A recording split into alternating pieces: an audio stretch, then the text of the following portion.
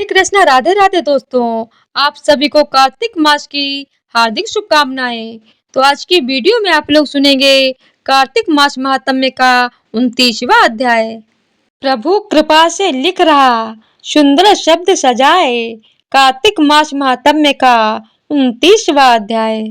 राजा पृथु ने कहा, हे मुनि श्रेष्ठ, आपने कलह द्वारा मुक्ति पाए जाने वाले का वृत्तांत मुझसे कहा है, जिसे मैंने ध्यान पूर्वक सुना। हे नारद जी, यह काम उन दो नदियों के प्रभाव से हुआ था। कृपया यह मुझे बताने की कृपा कीजिए। नारद जी बोले, हे राजन, कृष्णा नदी साक्षात भगवान श्री कृष्ण महाराज का शरीर और वेणी नामक नदी भगवान शंकर का शरीर है। इन दोनों नदियों के संगम का महात्म श्री ब्रह्मा जी भी वर्णन करने में समर्थ नहीं है। फिर भी चूंकि आपने पूछा है, इसीलिए आपको इनकी उत्पत्ति का वृत्तांत सुनाता हूँ। ध्यान पूर्वक सुनो। चाक्षसु मनवंतर के आरंभ में ब्रह्मा जी ने शब्द पर्वत के शिखर पर यज्ञ करने का निश्चय किया। वह भगवान विष्णु, भगवान शंकर तथा समस्त देवताओं सहित यज्ञ की सामग्री लेकर उस पर्वत के शिखर पर गए। महर्षि भृगु आदि ऋषियों ने ब्रह्म मुहूर्त में उन्हें दीक्षा देने का विचार किया।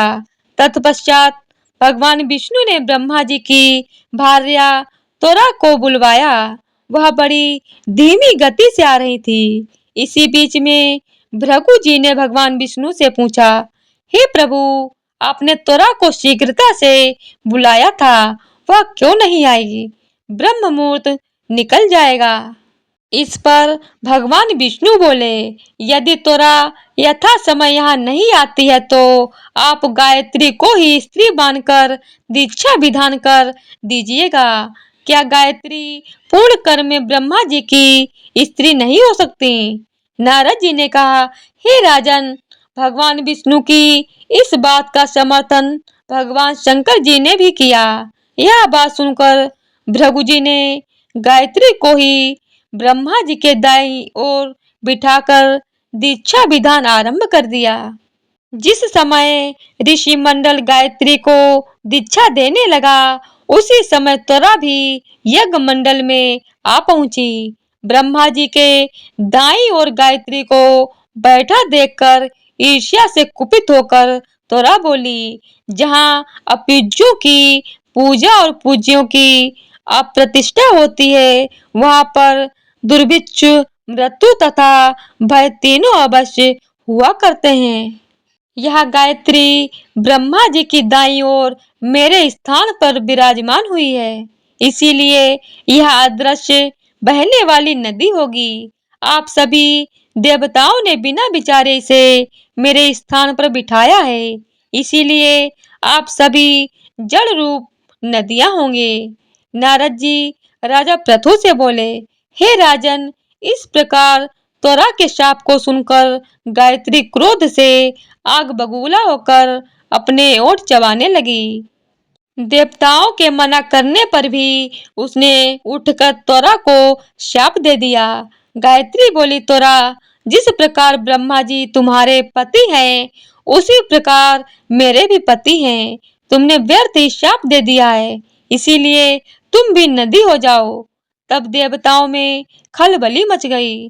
सभी देवता त्वरा को साष्टांग प्रणाम करके बोले, हे देवी, तुमने ब्रह्मा आदि समस्त देवताओं को जो शाप दिया है वह उचित नहीं है, क्योंकि यदि हम सब जड़ रूप नदियां हो जाएंगे तो फिर निश्चय है यह तीनों लोग नहीं बच पाएंगे। चूंकि यह शाप तुमने बिना विचार किए दिया है, इसीलिए यह शाप तुम वापस ले लो। त्वरा बोली, हे देवगण, आपके द्वारा यज्ञ के आरंभ में गणेश पूजन न किया जाने के कारण ही यह विघ्न उत्पन्न हुआ है। मेरा यह शाप कदापि खाली नहीं जा सकता, इसीलिए आप सभी अपने अंगों से जड़ीभूत होकर अवश्य में नदियां बनोगे। हम दोनों सौतने भी अपने अपने वंशों पश्चिम में बहने वाली नदियां बनेंगे। नारद जी राजा पृथु से बोले, हे राजन, तोरा के यह वचन सुनकर भगवान विष्णु, शंकर आदि सभी देवता अपने अपने अंशों से नदियां बन गए। भगवान विष्णु के अंश से कृष्णा, भगवान शंकर के अंश से वेणी तथा ब्रह्मा जी के अंश से ककुमबती नामक नदियां उत्पन्न हो गईं। समस्त देवताओं ने अपने अंशों को जल बनाकर वहीं शब्द पर्वत पर फेंक दिया। फिर उन लोगों के अंश पृथक पृथक नदियों के रूप में बहने लगे। देवताओं के अंशों से सहस्त्रों की संख्या में पश्चिम की ओर बहने वाली नदियां उत्पन्न हो गईं। गायत्री और तुरा दोनों पश्चिम की ओर बहने वाली नदियां होकर एक साथ बहने लगी। उन दोनों का नाम सावित्री पड़ा। ब्रह्मा जी ने यज्ञ स्थान पर भगवान विष्णु तथा भगवान शंकर की स्थापना की। दोनों देवता महाबल तथा अतिबल के नाम से प्रसिद्ध हुए। हे राजन, कृष्णा और वेणी नदी की उत्पत्ति का यह वर्णन जो भी मनुष्य सुनेगा या सुनाएगा उसे नदियों के दर्शन और स्नान का फल प्राप्त होगा। तो इसी प्रकार से कार्तिक मास महात्म्य का 29वां अध्याय पूरा हुआ। बोलिए ओम नमो भगवते वासुदेवाय नमः। विष्णु भगवान की जय हो। तो आज की वीडियो अगर आप लोगों को पसंद आई हो तो वीडियो को लाइक शेयर और चैनल को सब्सक्राइब कर दीजिएगा। धन्यवाद।